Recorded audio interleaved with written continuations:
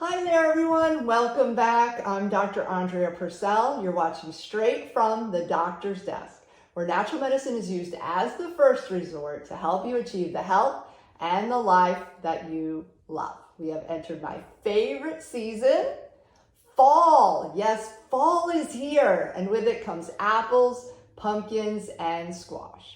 Today, I'm focusing on squash. There's so many amazing varieties, and I want to tell you about some of my favorites and get you excited to try some yourself. You see, squash is very nutritious, and my guess is that you may not realize just how good it is for your body. So here are just a few ideas to cooking with squash. We start with our zucchini noodles. I have my spiralizer here. Spiralize them up. You can add vegan pesto to them. They can hang out in the fridge for up to 6 days. Add them to things. Butternut squash enchiladas. If you haven't tried those, delicious. Sheet pan roasted squash. Cube up the butternut, onions, sweet potatoes, dried herbs, and spices. And then we have butternut squash soup, which I'll share that recipe with you a little bit later on. Then we have sheet pan delicata squash. I have my delicata up here to show you. Very tender skin on it, and you can put that on a sheet pan. We have all the different winter squash varieties: kombucha, acorn, delicata, and butternut. And then we have the summer squash varieties, so the green and yellow zucchinis. Great for digestion, nerve function, immune boosting, blood sugar regulation, heart disease prevention, lowering inflammation. It's an all-around, low-calorie, fat-free, gluten-free food. So it sounds like a one-stop shop to me. I'm going to start with zucchini and I'm going to move on to winter squash. So zucchini is very good at hydrating the liver. It has a mild liver cleansing ability, and it helps to calm and soothe the digestive tract, pushing out unwanted bacteria, funguses, allowing for better absorption of nutrients. Zucchini also helps reduce gallbladder inflammation.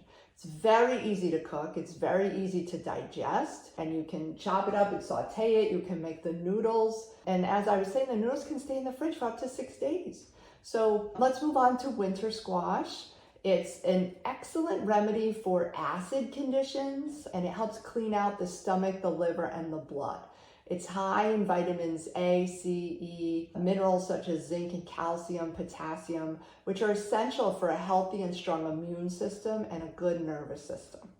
The yellow and orange pigments are known as carotenoids. They're especially beneficial for protection against heart disease, breast cancer, and macular degeneration.